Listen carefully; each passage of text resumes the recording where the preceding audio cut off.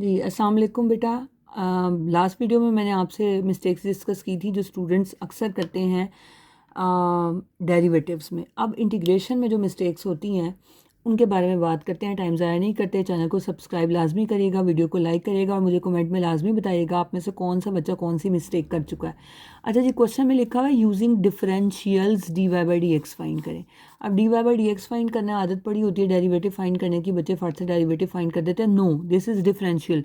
Differential का मतलब क्या है, आपने डिफरेंशियल ऐसे लिखना है, ये differential of y square, differential of x की power 4 and differential of x y square.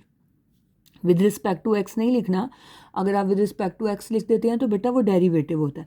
अच्छा भाई, इस पे पावर रूल लगाते हुए लिखेंगे इसको 2y इंटू डी वाई। ये पावर है, पावर में से 1 माइनस और y का डिफरेंशियल। यहाँ लिखेंगे 4x क्यूब डी एक्स। और यहाँ पे बेटा ये दोनों मल्टीप्लाई हो रहे हैं, आपको प्रोडक्ट रूल लगाना पड़ेगा। x वैसे लिखेंगे, वाई स्क्वायर का डिफरेंशियल, फिर वाई स्क्वायर वैसे लिख दिया और x का डिफरेंशियल। तो ये आपके पास 2y d y 4x cube d x.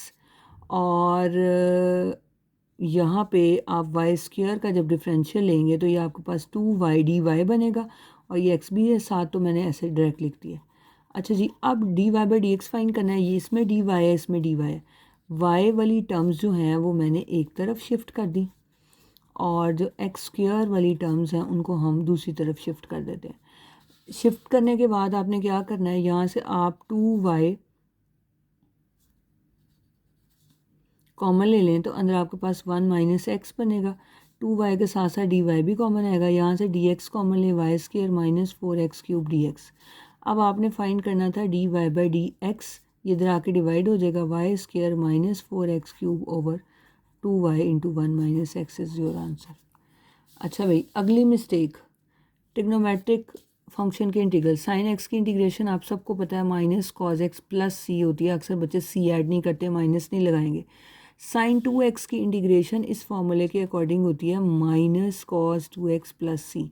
आप क्या गलती करेंगे, आपको याद है कि साइन का डेरिवेटिव माइनस कॉस 2x होता है, एंगल का डेरिवेटिव मल्टीप्लाई होता है। आप मल्टीप्लाई कर दें, लेकिन इंटीग्रेशन में जो एंगल का डेरिवेटिव है आपने उसको क्या करना होता है, डिवाइड।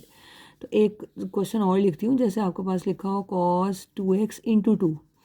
अब बच्चे कहते हैं मिस ने तो कहा था कि आपने एंगल के डेरिवेटिव से डिवाइड करना है, तो शायद यहाँ पे भी डिवाइड करना है। बेटा तब डिवाइड करना है जब एंगल का डेरिवेटिव आगे नहीं है। ये फंक्शन है, ये इसका डेरिवेटिव आगे पड़ा है, तो कॉस 2x की इंटीग्रेशन साइन 2x प्लस सी हो जाएगी।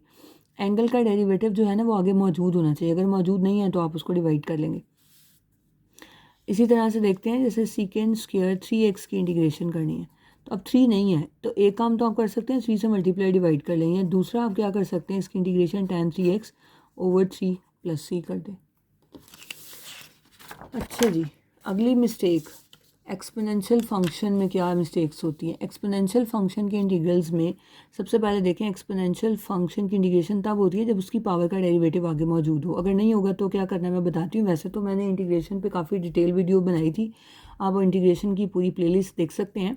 ई की पावर एफ ऑफ एक्स की इंटीग्रेशन ई की power f of x plus c तब होती है जब इसकी पावर का डेरिवेटिव आगे मौजूद हो। तो ई की पावर 2x की जो इंटीग्रेशन करनी है, एक तरीका तो बेटा ये है कि आप इसको 2 से मल्टीप्लाई डिवाइड करते हुए इसकी पावर का डेरिवेटिव आगे बना लें और आप कह दें कि एक्सपोनेंशियल फंक्शन की इंटीग्रेशन एक्सपोनेंशियल फंक्शन हो गई है क्योंकि पावर का डेरिवेटिव आगे पड़ा है। लेकिन दूसरी ऑप्शन क्या थी, आप डायरेक्ट क्या करते हैं, ई की पावर 2x की इंटीग्रेशन ई की पावर 2x करते हैं, एंगल के डेरिवेटिव से डिवाइड कर दें। देख ले दोनों आंसर आपके सेम ही है।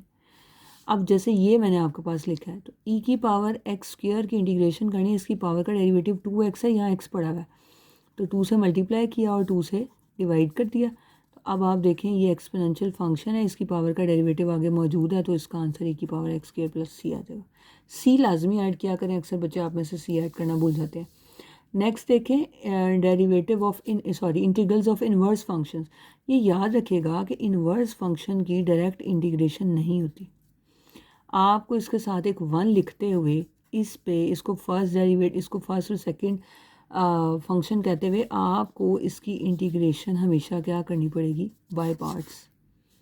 इनवर्स फंक्शंस की इंटीग्रेशन हमेशा कैसे होगी, बाय पार्ट्स।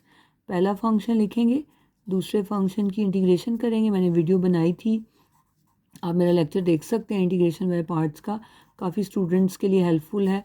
इंशाल्लाह आपके लिए भी होगा, लाजमी देखिएगा। 1 की इंटीग्रेशन क्या हो जाएगी, x और साइन इनवर्स ऑफ x का डेरिवेटिव 1 माइनस √ 1 माइनस एक्स के। वैसे ये क्वेश्चन मैंने टॉप 10 क्वेश्चंस में आपको सॉल्व कराया हुआ है।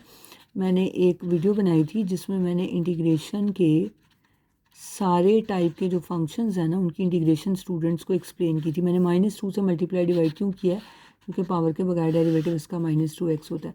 आप मेरी वीडियो देखिएगा, मैंने इंटीग्रेशन बाय पार्ट्स के टॉप 10 क्वेश्चंस कराए हैं जिसमें हर टाइप के क्वेश्चंस की इंटीग्रेशन बाय पार्ट्स सिखाई गई है। 1/2 + c2 कैंसिल करें, you will get your right answer. 5th देखें, integral of logarithmic functions. Same आपने वो भी यहाँ पे भी यही याद रखना है कि इसकी इंटीग्रेशन भी बाय पार्ट्स होगी, लॉगरिथमिक की भी, और जो आपके पास इन्वर्स फंक्शंस हैं उनकी भी बाय पार्ट्स होती है। ln ऑफ x के साथ एक 1 ले लें, इसको फर्स्ट और सेकंड फंक्शन करते हुए बाय पार्ट्स इंटीग्रेशन करते हैं। 1 की इंटीग्रेशन x हो जाएगी, x यहाँ लिखें, ln ऑफ x का डेरिवेटिव 1/x है। ये मैं डायरेक्ट कर रही हूँ क्योंकि मैं आपको लास्ट वीडियो में सारा एक्सप्लेन कर चुकी हूँ। 1 की इंटीग्रेशन x + c है। जो ज़रूर बताइएगा आप में से कौन से बच्चे ये गलती करते हैं। अब यहाँ पे देखें, लॉगरिथमिक और ट्रिग्नोमेट्रिक फंक्शन दोनों नज़र आ गए हैं। Logarithmic first, trigonometric second function लेके, ये भी मैंने अपनी उस वीडियो में क्वेश्चन कराया था। आप ये देखें, ln ऑफ tan x को फर्स्ट फंक्शन लें, दूसरे फंक्शन की इंटीग्रेशन करनी है, सेकंड स्क्वायर x की इंटीग्रेशन tan x होती है। tan x दोबारा यहाँ रिपीट करते हैं और इस फंक्शन का derivative 1/tan x into second square x. आप वो वीडियो देखें, आपको इस क्वेश्चन को मैंने डिटेल में एक्सप्लेन किया है। बहुत इजी है, बोर्ड के लिहाज से इंपॉर्टेंट क्वेश्चन है, लाजमी प्रैक्टिस करेगा। यहाँ पे सेकेंड स्क्वायर एक्स की इंटीग्रेशन tan x + c है।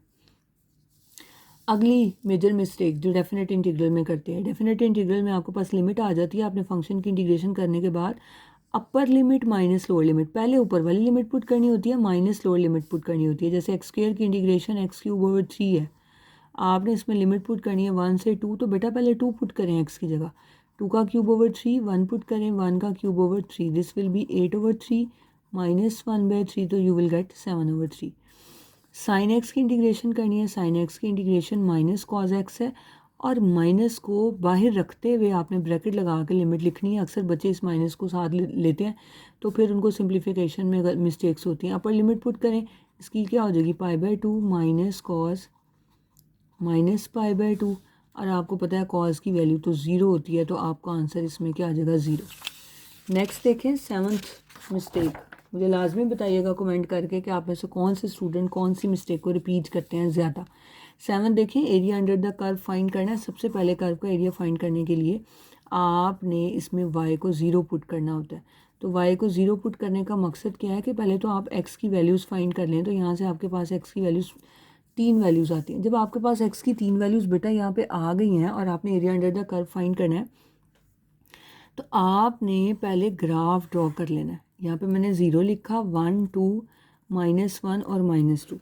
अब देखें ये जो वैल्यूज़ है ना, -2 0 और 2, तो आपकी ये वैल्यूज़ आई हैं, और इन पॉइंट्स पे कर्व पे y 0 है, तो ये वो पॉइंट्स हैं जहाँ पे कर्व x एक्सिस को कट करी। अब इसके जो दरमियान वाले पॉइंट्स हैं, जैसे 1 इसमें पुट करें तो 1 - 4 -3 आएगा, -1 -2 -3, ये पॉइंट लगता है। तो आपकी यहाँ कर्व ऐसे बनेगी 1 2 3। आप ग्राफ बनाएं, ये देखें ये। अब देखें इसमें 2 हिस्सों में आपका इंटरवल ब्रेक हो गया। आपका कर्व जो है वो 2 पोर्शंस में ब्रेक हो गया है। -2 से लेके 0 तक कर्व अबव है, और 0 से लेके 2 तक आपकी जो कर्व है बिलो x एक्सिस बन रही है। तो आपने एरिया के 2 हिस्से, A1 आपका आएगा -2 से 0 x³ - 4x dx, इसको वैल्यूएट करेंगे आप। और दूसरा एरिया आपका 0 से लेके 2 तक है, x³ - 4x dx। अब यहाँ पे देखें आपकी कर्व बिलो x एक्सिस बन रही है। आपके पास below x axis y negative होता है, तो आपने भाई माइनस का साइन लगाना है।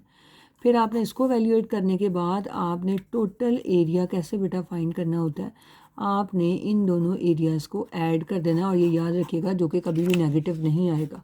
अगर कहीं आपका प्लस माइनस में मिस्टेक हो रही है तो उसको लाजमी देखें। फिर देखें आपका function greater than equals to 0 है किस इंटरवल में, -2 से 0 तक, और आपका फंक्शन 0 और 0 से छोटा मतलब नेगेटिव है, 0 से लेकर 2 तक। जी, सबसे ख़ास बात ऑर्डर, डिफरेंशियल इक्वेशन का ऑर्डर और डिग्री। ऑर्डर क्या है आपके पास, हाईएस्ट डेरिवेटिव को आप ऑर्डर कहते हैं,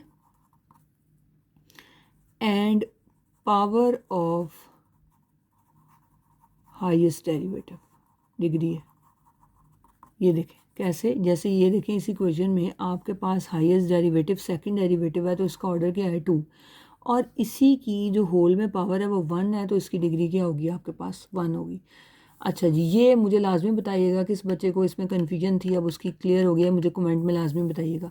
नेक्स्ट देखें जनरल सोल्यूशन या पर्टिकुलर सोल्यूशन। जनरल सोल्यूशन कैसे फाइंड करते हैं, y को dy की तरफ शिफ्ट करें, नेगेटिव को आप इसी साइड पे रहते हुए आप इसको इंटीग्रेट करेंगे तो आपके पास इसकी integration ln of y minus x plus c आती है। मैं कहती हूँ इसको c1 लिखें और एंटी लॉग अप्लाई करते हुए ln e बन जाएगा ये minus x plus c1 y is equals to e की power minus x and e की पावर c1, और आपको पता है c1 भी कांस्टेंट है, e भी कांस्टेंट है, तो ये आपका सोल्यूशन आ जाएगा। इस सोल्यूशन को हम जर्नल सोल्यूशन कहते हैं।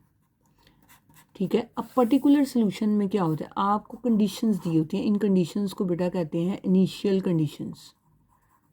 ठीक है, अब इसको सिंप्लीफाई करते हैं, जहाँ पहले तो क्रॉस मल्टीप्लाई कर लेना, ये d x is equals to 2x dt आ जाएगा। अब जहाँ डिपेंडेंट एक्स किसके रिस्पेक्ट से डेरिवेटिव ले रहे हैं, टी के रिस्पेक्ट से, तो एक्स आपका डिपेंडेंट वेरिएबल है और टी आपका इंडिपेंडेंट वेरिएबल है, तो एक्स को यहाँ शिफ्ट कर दें 1/x dx। ये जो कांस्टेंट नेगेटिव वगैरह होते हैं कोशिश करें इसको राइट साइड पे रहने दें, और अब आप इसको इंटीग्रेशन कर दें। 1/x की इंटीग्रेशन ln ऑफ x 2 1 की with respect to t t plus c1 किया, उसी तरह से इसको सॉल्व किया, ये e की power 2t plus c1 power में चल रहा है, आपके पास ये आ जाएगा x इक्वल्स टू ई की पावर 2t एंड ई की power c1 x equals to c e की पावर 2t। यहाँ तक आपने क्वेश्चन को स्किप नहीं करना, ये आपका जर्नल सोल्यूशन आया है। ठीक है, अब आपने पर्टिकुलर सोल्यूशन के लिए उसने कहा था x4 है और t0, क्वेश्चन में ये जो इनिशियल कंडीशंस दी हुई हैं इसको पुट करें, x को 4 से रिप्लेस कर दें, t को 0 से करेंगे, ई की पावर 0 जो है, चले मैं कर देती हूँ, ई की पावर 0 1 होती है, आपके पास सी की वैल्यू 4 आ जाएगी। सी की वैल्यू को दोबारा इसमें पुट करें, ये आपके पास आ जाएगा x इक्वल्स टू 4 ई की पावर 2t। तो ये आपका बेटा पी सोल्यूशन का मतलब है पर्टिकुलर सोल्यूशन है। ये टॉप 10 मिस्टेक्स मैंने आपके साथ डिस्कस की हैं, होप सो इंशाल्लाह दुआ के साथ कि आप ये मिस्टेक्स अपने पेपर्स में एग्जाम्स में रिवाइज़ नहीं करेंगे। Best of luck, thank you so much. Kindly video को लाइक करें, चैनल को सब्सक्राइब करें और अगली वीडियो का इंतज़ार करें। Thank you so much.